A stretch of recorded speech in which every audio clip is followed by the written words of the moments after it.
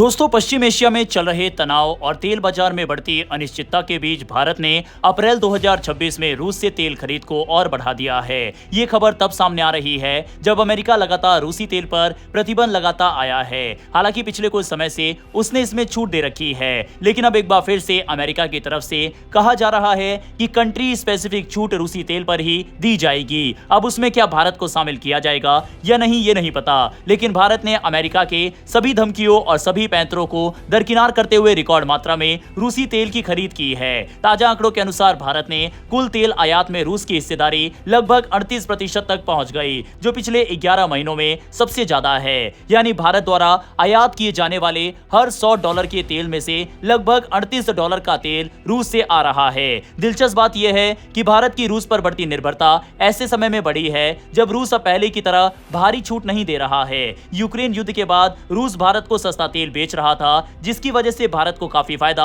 हुआ था, लेकिन अब स्थिति बदलती दिखाई दे रही है। रूस का तेल पहले जहां डिस्काउंट पर मिलता था, वहीं अब भारत को इसके लिए अतिरिक्त कीमत यानी प्रीमियम देना पड़ रहा है। अगर अप्रैल 2026 के आंकड़ों को देखें तो भारत ने कुल 195.3 लाख टन कच्चा तेल आयात किया। मार्च में यह आंकड़ा 158.5 लाख टन था, यानी सिर्फ एक महीनों में तेल आयात की मात्रा लगभग 23% बढ़ गई। हालांकि मात्रा बढ़ने के साथ साथ तेल की कीमतों में भी तेज उछाल आया, जिसका सीधा असर भारत के आयात बिल पर पड़ा। मार्च के मुकाबले अप्रैल में भारत का कुल तेल आयात बिल 61% से ज्यादा बढ़ गया। मार्च में जहां खर्च कम था, वहीं अप्रैल में भारत को कुल $15.4 अरब खर्च करने पड़े। इसका मतलब है कि सिर्फ ज्यादा तेल खरीदने की वजह से नहीं, बल्कि तेल की बढ़ी हुई कीमतों की वजह से भी भारत का खर्च काफी बढ़ गया।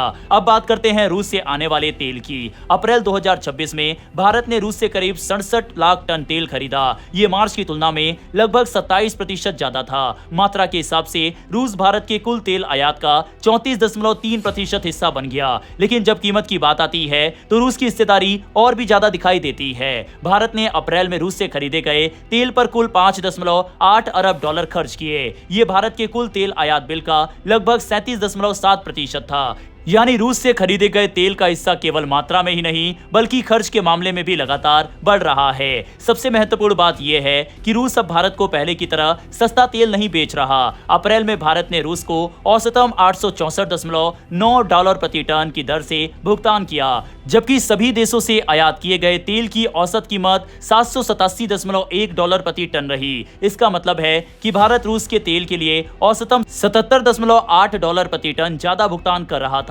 अगर मार्च 2026 से तुलना करें तो तस्वीर और भी ज्यादा साफ हो जाती है। मार्च में रूस के तेल पर प्रीमियम सिर्फ $14.8 प्रति टन था, लेकिन अप्रैल में ये बढ़कर $77.8 प्रति टन पहुंच गया। यानी सिर्फ एक महीने में रूस द्वारा वसूला जा रहा अतिरिक्त प्रीमियम लगभग 425% बढ़ गया। ये बदलाव इसलिए भी महत्वपूर्ण है क्योंकि पिछले कुछ वर्षों से भारत और रूस के बीच तेल व्यापार का सबसे बड़ा आधार सस्ता तेल था, लेकिन अब जब वही तेल महंगा होने लगा है तो ये सवाल उठना स्वाभाविक है कि क्या भारत भविष्य में अपने आयात स्रोतों को फिर से संतुलित करने की कोशिश करेगा। दूसरी तरफ अमेरिका से तेल आयात में गिरावट देखने को मिली है। अप्रैल 2026 में भारत के कुल तेल आयात बिल में अमेरिका की हिस्सेदारी सिर्फ 2.9% रही, जो पिछले 8 महीनों का सबसे निचला स्तर है। मात्रा के हिसाब से भी अमेरिका की हिस्सेदारी केवल 3.8% रही, जो 8 महीनों के न्यूनतम स्तर माना जा रहा है। इससे साफ संकेत मिलता है कि भारत फिलहाल रूस से मिलने वाली आपूर्ति पर ज्यादा भरोसा कर रहा है। पश्चिम एशिया में जारी संकट,